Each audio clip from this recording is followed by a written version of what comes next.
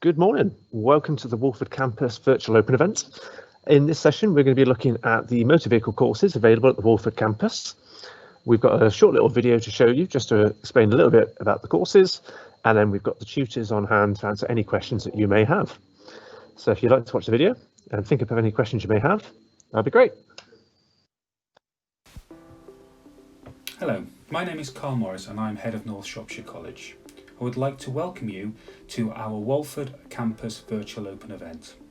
I thought I would start by explaining why you should consider Walford for your post-16 education.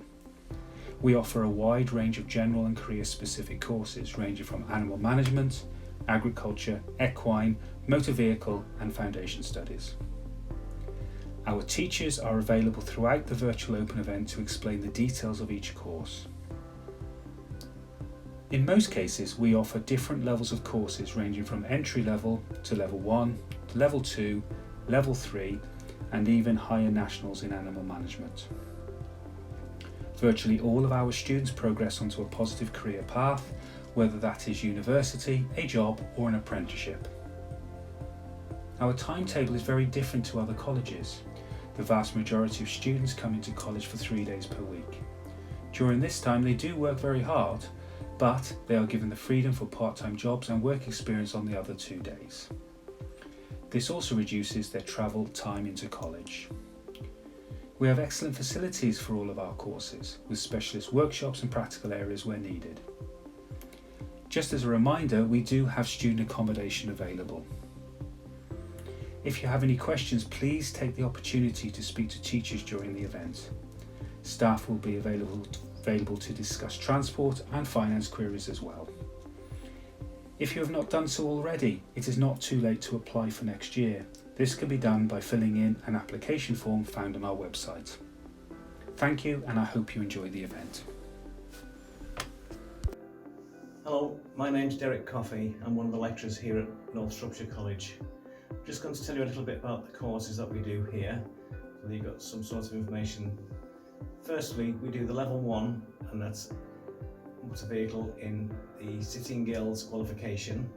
We do a level 2 qualification Sitting Girls, and we do a level 3 qualification Sitting Girls. The level 3 qualification leads on if you want to go to university and do a motorsport degree. Firstly, the level 1 course, we have a tyre fitting course. You'll do working in the welding shop, you'll do fabrication, you'll also do servicing and repair on vehicles that we've got. The workshop that you'll be working in is one of the largest around here that the students can work in. We've got 2 workshops for the cars, and we've got 1 workshop which is for all the fabrication and the tools that you're doing. We tend to spend, with level 1s, about 70% of our time in the workshop and 30% will be in the classroom. Level 2s, it's probably about the same amount of time that we spend in the workshop as well as the classroom. When you get to level 3, that you spend about 50% in the classroom and 50% in the workshop. The level 2 qualification becomes a little bit harder because you've got a lot more stuff to do. You do take a clutch out of the car, you'll do a head gasket on the car. There's lots of electrical work that you'll be doing on the cars as well. And with level 3, the qualification consists of diagnostics. All the things that you'll be doing on level 3 is to do with diagnostics on the car. You'll be plugging in the diagnostic equipment and four-wheel alignment equipment and all that sort of stuff that you can be doing in the workshop. Level 3 qualification will get you ready to go into a garage, or like I say, you can go to university. There's enough UCAS points for that. While you're on the course, if you haven't got the equivalent to a C in English and Maths, you'll be doing an English and Maths qualification as well while you're here. Okay, if you need to know anything else about the course, please feel free to email us at North Shropshire College and we will answer your email. Okay, thank you very much.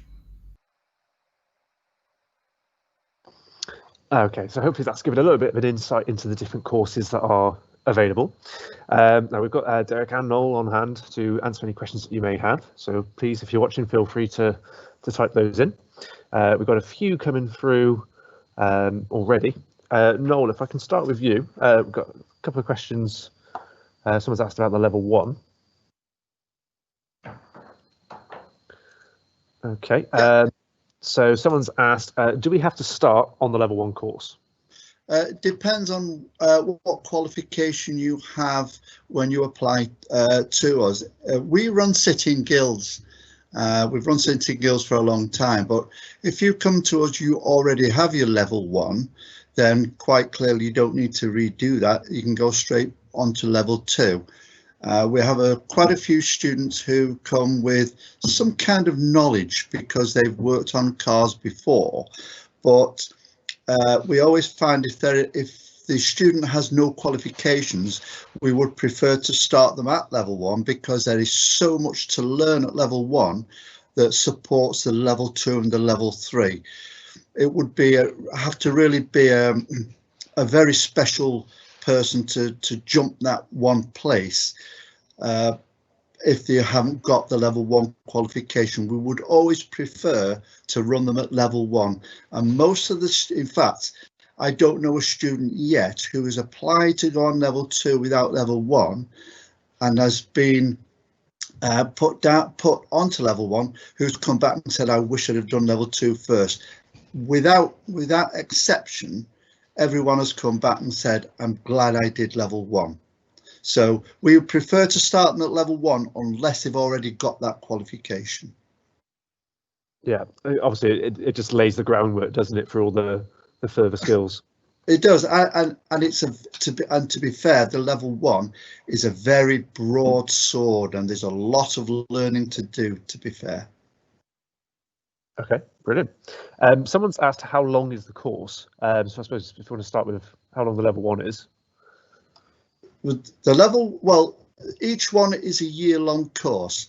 There's level 1, which is from September to July. Then there's the level 2 the following year, because they're single year courses.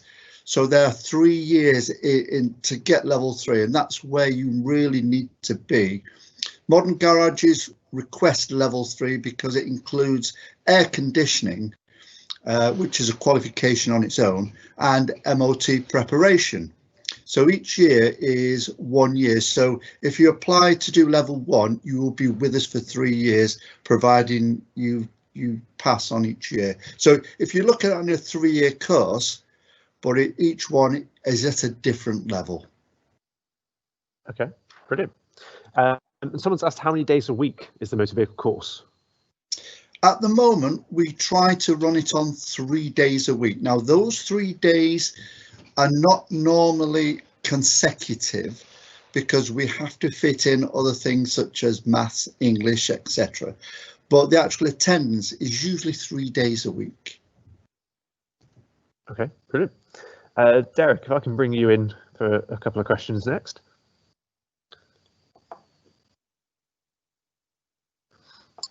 So one of the questions we've had come through, I mean, you did discuss sort of the amount of workshop time to theory time, but someone's asked how much time would I spend working on the actual cars? It's about of the course that we'll spend up actually working on the cars in the workshop. It depends on what the students that are doing the more work. We'll put them in cars that have more and more work on the workshop. So it's not just is working above and beyond. We push them that bit further on the cars. Okay, brilliant. And then someone else has asked, can we do an apprenticeship even if we start on level 1? Yes, they start doing the level 1 qualification and then they can move on to apprenticeship level 2 from what they're doing. So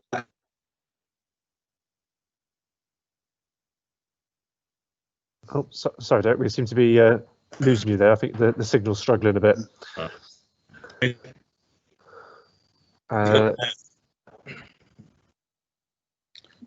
It's very, very hit and miss. Might be worth just turning your video off, just so that it's just straight audio.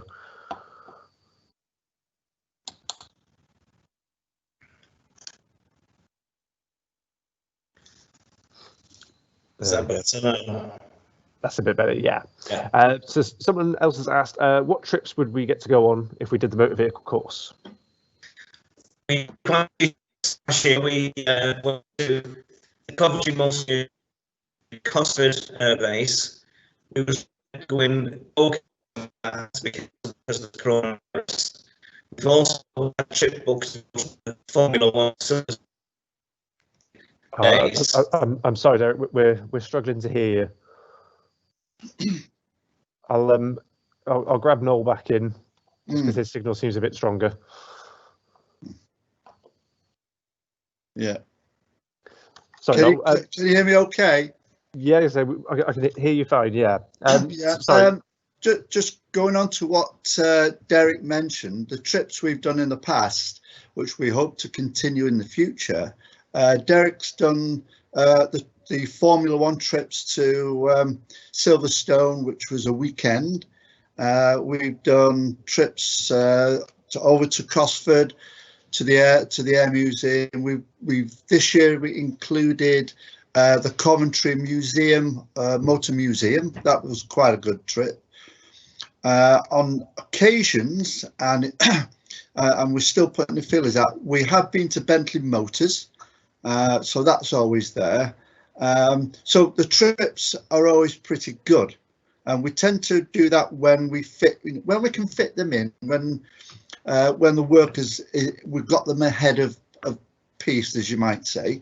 But in fact, all the trips that we have been good experiences for our students, and they help to fit for if they go to university. They need their level 3. So what we do tend is to go to visit universities to see how they work, what they need, etc., etc. Okay, brilliant. Thank you. Someone's asked an interesting question here. Do I need a driving test to be able to do the motor vehicle course? No, because a lot of our level 1 students don't have the age ability to pass a driving test, of course, because at level 1 they tend to be under 17, some of them. But a lot of the students will take their test. Even some of the level 3s that come, they still haven't had their driving license, and it's not until they get into the level 3 and they pass the test, and all of a sudden they arrive with a car and they want to do all the work on it, which they've learnt in the 3 years. So the answer is no, you don't need a driving license.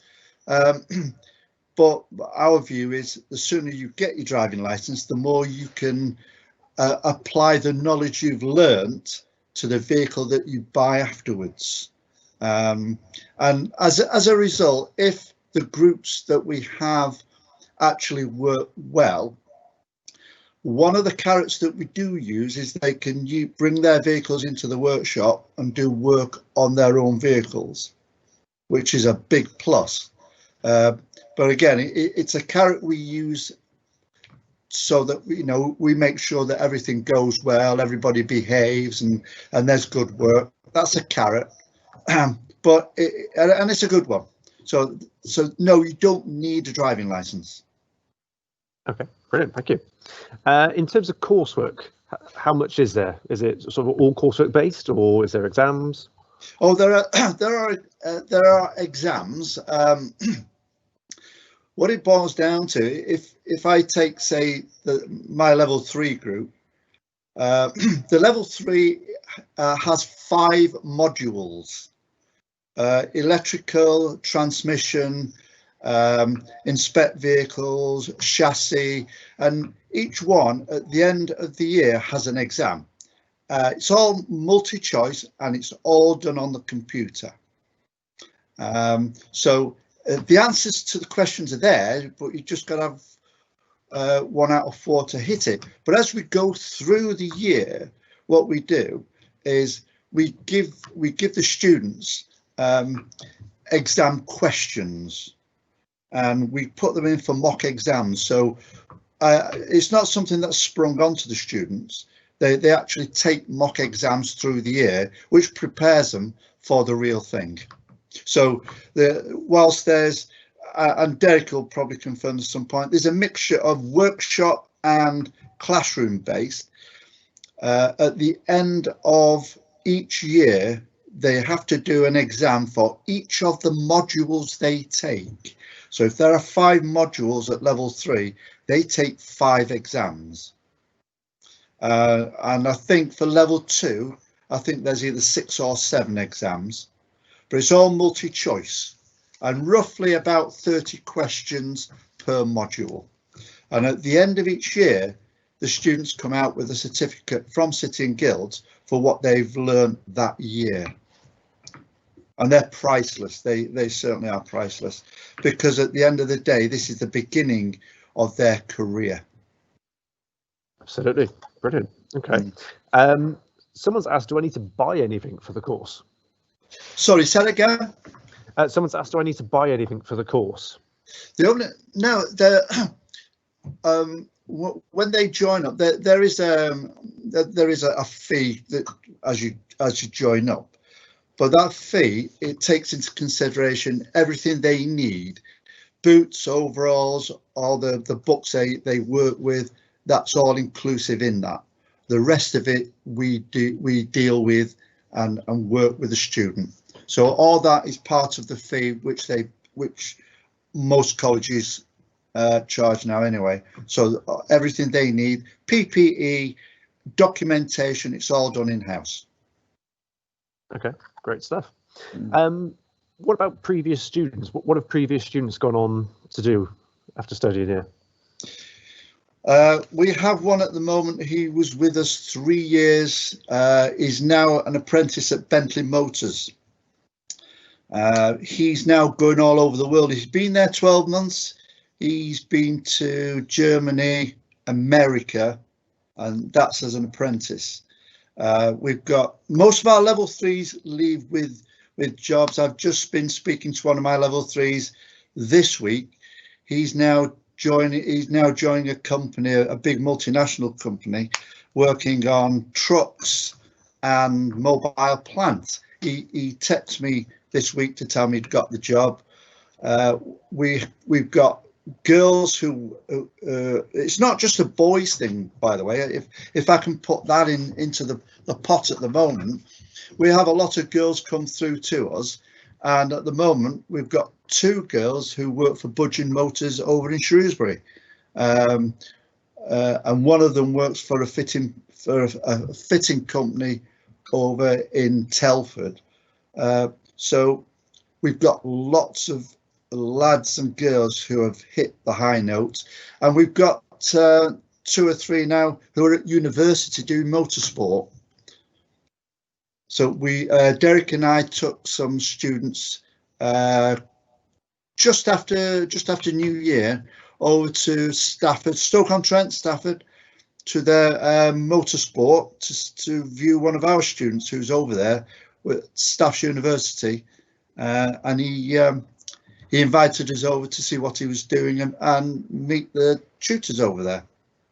So we have a lot of students leave here that hit the real high notes, really hit the high notes. Okay, that being said, Derek and I work them very hard. We give them a little bit of leeway, but when they come here, they hit the ground running. Yeah, absolutely. No, so it's good to hear students are progressing on to such far and wide-reaching opportunities. Absolutely. I think all too often people assume, well, if you study motor vehicle, you're just going to be working with a wrench in a garage and that's it. But there's obviously so many more different career paths and opportunities. There are. Absolutely. Motorsport is one of the chosen ones.